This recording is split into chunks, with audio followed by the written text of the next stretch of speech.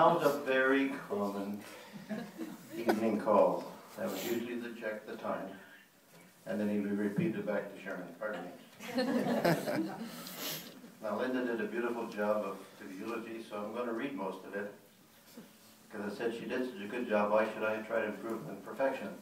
So follow with me. Elmer was born on March the 13th, 1943 to Jack and Olga, who was the eldest son. Complications during the delivery left him legally blind.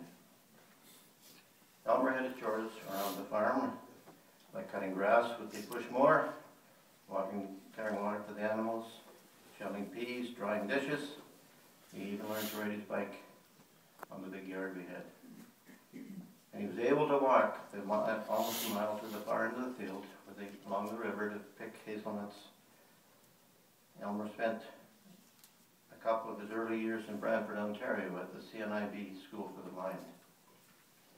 And again, Elmer moved to the Lions Manor in 1971. He was kept busy in the workshop, potting soil in containers, sanding the furniture, making baskets, and ripping up books for recycling. In 2000, Elmer moved into the Swan River Personal Care Home. Mom was already living there next to him, and he would make his way to her room for visits. Elmer would continue to go to the workshop. The kitchen staff would pack him a lunch, and he'd be off for part of the day. He enjoyed going for a visit. There are a few special things that we will always remember of Elmer. Number one, he played his harmonica. He loved music and liked to play. If he heard someone playing an old hymn, it wouldn't take him long before out of his pocket would come his harmonica, and he would play along. He would often give a tune over the phone, and he enjoyed playing along with Paige when she was playing, because she played the piano so beautifully for him. Going for coffee. Now this is probably his best part of the day. He loved his coffee. Whenever you came for a visit, it wasn't long before he was heading for his hat, his cane, and the door to go for coffee.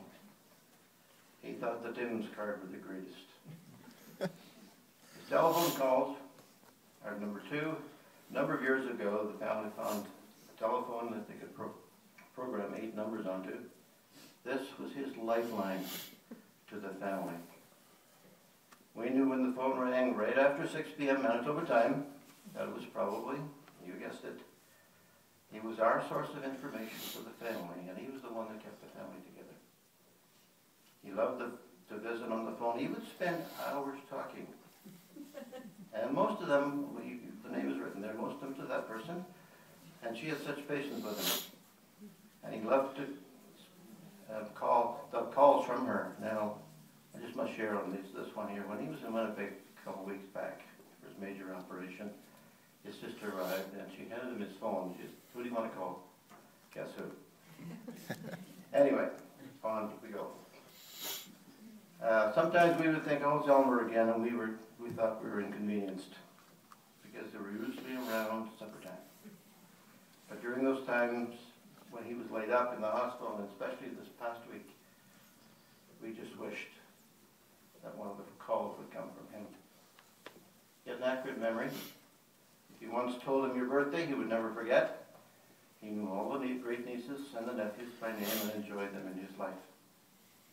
Elmer was predeceased by his parents, Jack and Olga, grandparents Joseph and Ida Beselt, Emil and Ernestine Kokot, and several aunts and uncles. Elmer is lovingly remembered by his 4 brothers and their wives, Walter and Sharon from Delta, Art and Karen from Estevan, Ed and Terry from Vernon, Harvey and Marion from Kelowna, and his only sister Linda and her husband Randy from Selkirk. Also Aunt Hannah and Uncle Milton from Swan River, that's Milton Kern, and Uncle Joan and Aunt Lucy from St. Catharines, Ontario. Elmer is also fondly remembered by his various numbers of nieces and nephews and their families. You can see that there's been quite a production going on in the last 20 years. I'm not going to read the names, you can do that for yourself, but it is a beautiful list. Elmer lived his life with many challenges, yet his life's influence many people.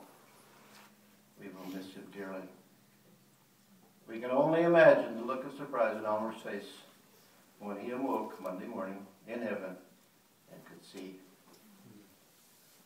I just want to add a couple comments, not eulogy, but since I have the mic, I can do that.